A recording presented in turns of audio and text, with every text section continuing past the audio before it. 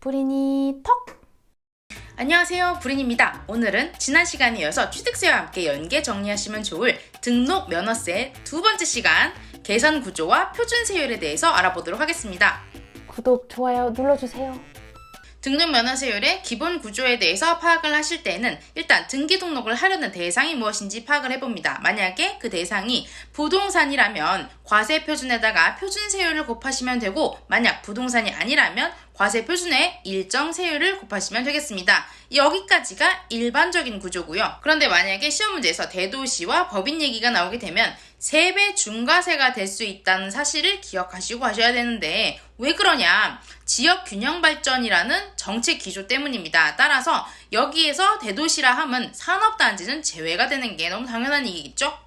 제가 이런 정책 기조를 말씀드리는 이유는 이런 원인을 하나 기억하고 계시면 나머지 부분들도 너무 쉽게 이해가 되기 때문에 따로 암기를 하지 않으셔도 되기 때문입니다. 예를 들어서 대도시 내에서 다른 동네로 이사를 간다, 이런 경우에 있어서는 일반 과세를 해도 되는 거겠죠. 페널티를 줄 이유가 아무것도 없어요. 이미 대도시 안에 있기 때문에 지역 균형 발전에 해가 되지 않기 때문이죠. 그런데 만약에 서울이 아닌 대도시에 있던 기업이 서울로 굳이 가려고 한다, 이러면 지역 균형 발전에 딱 해가 되는 경우라고 할 수 있겠죠.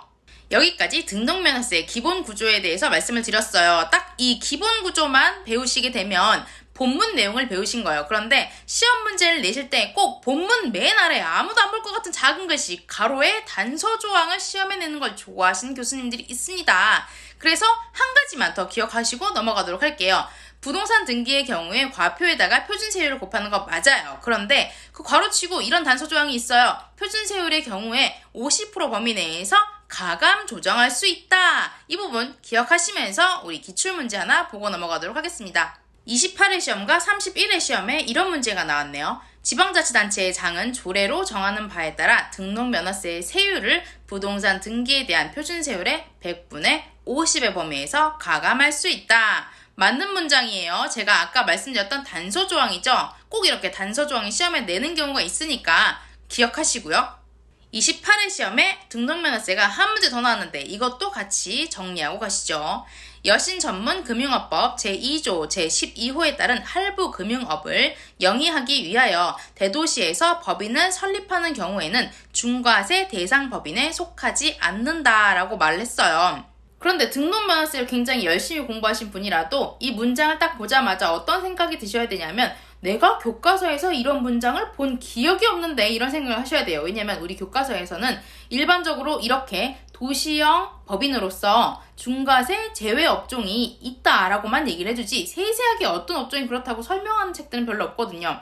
제가 딱 법전을 찾아보니까 37가지 업종이 있어요. 근데 이 37가지 업종을 다 외우는 건 너무 시간상 비효율적이고, 시험에 나왔을 때 객관식에서 여러분들이 어떻게 걸러낼 수 있는지만 키포인트로 찝어드리도록 할게요. 아까 제가 정책 기조에 대해서 이해를 하고 있으면 외우기가 굉장히 쉽다고 말씀을 드렸죠? 이 부분도 비슷한 논리예요. 우리나라에서는 기본적으로 소기업, 중소기업이나 아니면 벤처기업에 대해서 혜택을 주려고 하는 정책 기조가 있어요. 그래서 이 경우에도 중소기업, 특히 벤처기업 포함해서 이런 기업들에는 페널티, 중과세를 부과하지 않습니다. 그리고 우리 법에서 한국 어쩌고, 대한 어쩌고, 조합 이런 경우가 나오게 되면 이 경우에도 중과세를 부과하지 않아요. 그런데 예외적으로 왜 이 기업들한테는 혜택을 주는지 좀 이해가 안 가는 두 가지 업종이 있는데, 그중 하나가 방금 28회 시험에 나왔던 할부금융업이고, 나머지 하나가 부동산 투자회사의 경우입니다. 부동산 투자회사의 경우에는 중과세를 할 것 같은데 안 하니까 이것도 시험에 나올 수 있겠죠? 이것도 같이 정리하시고 넘어가도록 할게요. 그럼 이번에는 부동산 등기에 아까 적용한다고 했던 표준세율을 암기하는 방법을 알려드리도록 하겠습니다.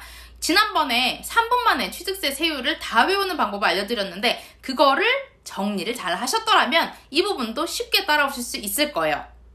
먼저 표준세율에 어떤 게 있는지 한번 쭉 보고, 그 다음에 이거를 단순화시켜서 어떻게 한꺼번에 또 3분도 안 되는 시간 안에 외울 수 있는지 보여드리도록 할게요. 자, 2, 8, 15, 20 그리고 건당 부과는 6,000원 이렇게 해서 쭉 있죠. 그러면 여기 1000분의 2에 외워야 되는 표준세율에 적용되는 것들이 지상권, 저당권, 지역권 너무 많아요. 이거를 다 외우실 필요가 전혀 없습니다. 자, 이제 제가 외우지 않아도 된다고 했던 부분들을 동그라미를 길게 표시를 하시고 쓱쓱쓱 지워버리도록 할게요. 그 다음에 맨 오른쪽에 보이시는 소멸등기나 변경등기의 경우에는 세율을 곱하는 게 아니라 정확하게 6,000원, 건당 6,000원으로 부과하는 부분들이 있다. 이거를 네모나게 해서 또 지워버리실게요.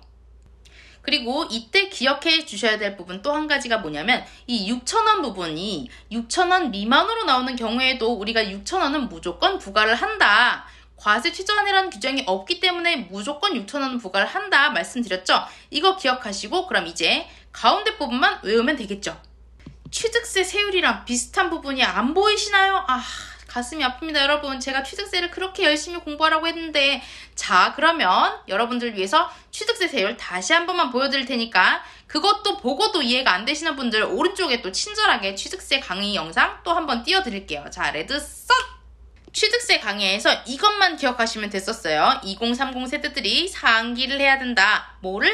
38선을 상기를 하면서 쭉 그려주라고 했죠. 그 다음에 증여 부분을 제가 얘기를 했었어요. 증여 부분에서 만약에 영리냐 비영리냐 이렇게 확인을 해서 만약 비영리라면 팔아. 비영리도 아니면 팔어! 라고 말씀드렸죠. 딱 그 부분 생각하시면서 우리가 쓱쓱쓱 지어나가면 등록면허세율도 함께 정리가 됩니다. 등록면허세에서는 취득세와 달리 상속 부분에 있어서 그게 농지인지 농지가 아닌지를 구분하지 않습니다. 그리고 구분하지 않을 때에는 좀 큰 걸로, 헷갈리실 땐 좀 큰 세율로 가시면 됩니다. 1000분의 8로 그냥 가시고요. 제가 헷갈리시면 좀 큰 걸로 가라고 했죠. 증여의 경우에 내야 되는 등록면허세의 경우에도 비영리가 아닌 경우로 생각하셔서 바로 이렇게 생각하시면 되는데 이때 8 다음에 우리가 25가 아니고 15가 나와야겠죠. 여기서는. 그러니까 15, 1000분의 15로 가게 됩니다. 그리고 상기를 하시면서 그렸던 38선에 8이 있죠. 쭉 내려가시면 여기에 보존등기의 경우에도 원시 취득하는 경우랑 같다고 보아서 이 경우에도 1000분의 8의 세율을 적용하게 됩니다. 자, 그럼 지금까지 배운 부분이 시험에 어떻게 나왔는지 28회 기출문제를 보면서 정리하도록 할게요. 시험 문제 이렇게 나왔습니다. 표준세율을 적용하여 산출한 세액이 부동산 등기에 대한 그 밖의 등기 또는 등록 세율보다 크다고 가정할 때 지역권의 설정 및 이전 등기에 대한 등록면허세의 표준세율은 요역지 가액의 1000분의 2로 한다라고 했는데 이거 맞는 문장인데 다음번에 이 문제가 또 나온다면 바꿔서 낼 수 있는 부분들을 밑줄 쳐드리도록 할게요. 먼저 부동산 등기라고 했으니까 일반 세율 나오면 안 되고 표준 세율 나와야 되고요. 그 다음에 지역권이라는 얘기가 나왔으니까 표준 세율에 곱해야 되는 과세 표준 금액은 요역지 금액이지 승역지 금액이 아닙니다, 여러분. 승역지 아니고 요역지예요. 거기에 우리가 아까 전에 외우지 않아도 됩니다 하고 제가 커다랗게 동그라미 쳐드렸던 거 안에 지역권이 있었으니까 1000분의 2로 가게 됩니다. 자, 오늘의 마지막 기출문제 28회 기출 한 개만 더 보고 넘어가도록 할게요. 표준세율을 적용하여 산출한 세액이 부동산 등기에 대한 그 밖의 등기 또는 등록 세율보다 크다고 가정할 때 저당권 나왔네요. 저당권 설정 및 이전 등기에 대한 등록면허세의 표준세율은 채권 금액의 1000분의 2다 라고 했는데 역시 그 커다란 동그라미 안에 저당권도 속해 있었기 때문에 그냥 1000분의 2 넘어가시면 되는데 그거 말고도 시험 문제에서는 이걸 바꿔서 낼 수 있는 부분들이 있어요. 표준세율을 곱하는 게 부동산 가액이 아닙니다, 여러분. 채권 금액이에요. 저당권이니까 채권 생각하셔야 되고요. 거기에 1000분의 2를 곱하는 겁니다. 오늘은 등록면허세의 기본 계산 구조와 표준세율을 어떻게 빨리 암기할 수 있는지에 대해서 말씀드렸습니다. 오늘 강의가 도움이 되셨다면 구독, 좋아요 눌러주세요.